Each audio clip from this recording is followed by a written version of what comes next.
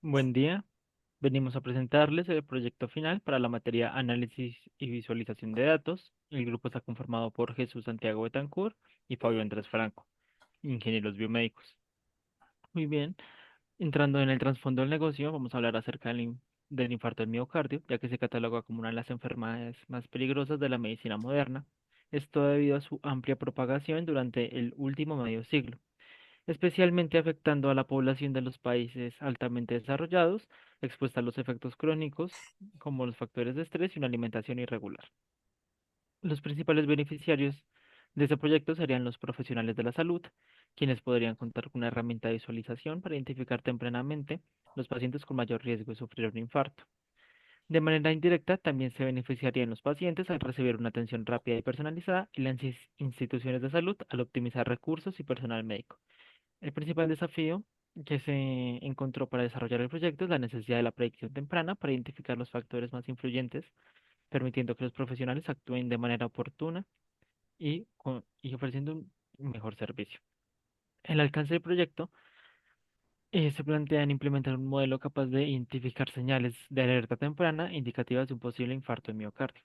El límite se centra en manejar una base de datos previamente recolectada en un ambiente intrahospitalario controlado, a partir de, a partir de la cual se identificarían factores de riesgo empleados como alerta temprana. Fuera del alcance, se ubicaría recolectar datos para un análisis prospectivo.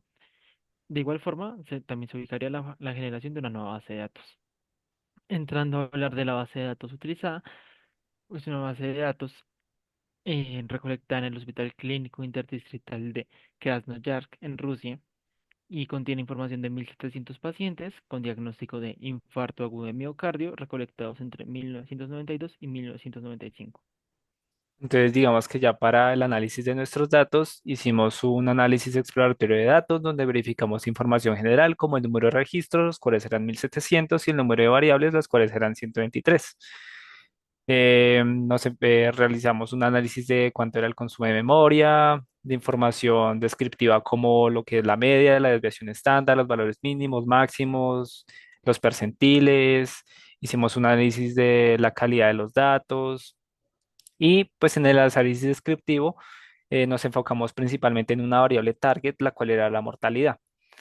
Entonces, como pueden ver en esta gráfica, todas esas subcategorías que ustedes pueden ver ahí, todas hacen alusión o representan a la mortalidad por diferentes causas y efectos y afectaciones, digo. Y el resto, que es ese 84,1%, hace representación de los pacientes que no sufrieron mortalidad por infarto de miocardio.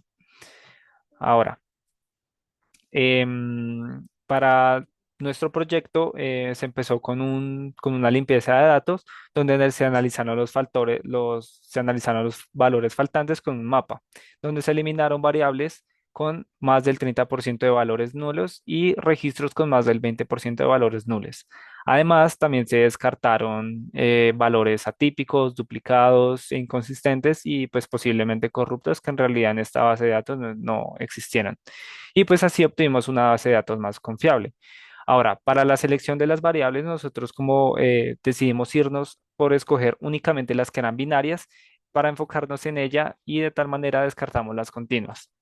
Ahora, aplicamos la prueba del chi cuadrado para identificar las más asociadas a la mortalidad y complementamos con un mapa de calor para ver la correlación que existía entre ellas y evitar redundancias. Ahora, detectamos un claro desbalance de clases y lo corregimos ajustando los pesos de la población minoritaria. Con las variables más representativas, realizamos una regresión logística y analizamos, pues, digamos que tablas de contingencia em, para pues, visualizar el impacto de cada factor de mortalidad de forma, pues, como independiente.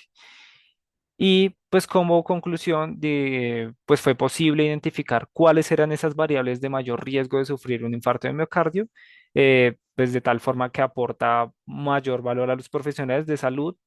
Sin embargo, pues estas variables reflejan solo el estado del paciente en un momento dado y no su progresión clínica. Es por ello que es necesario pues incluir las variables continuas para futuros análisis y lograr predicciones más como complejas y precisas. Pues finalmente logramos depurar, analizar y modelar los datos de forma efectiva, sentando bases sólidas para una investigación más profunda en la prevención del infarto de miocardio. Muchas Muchas gracias. Eso gracias. es todo.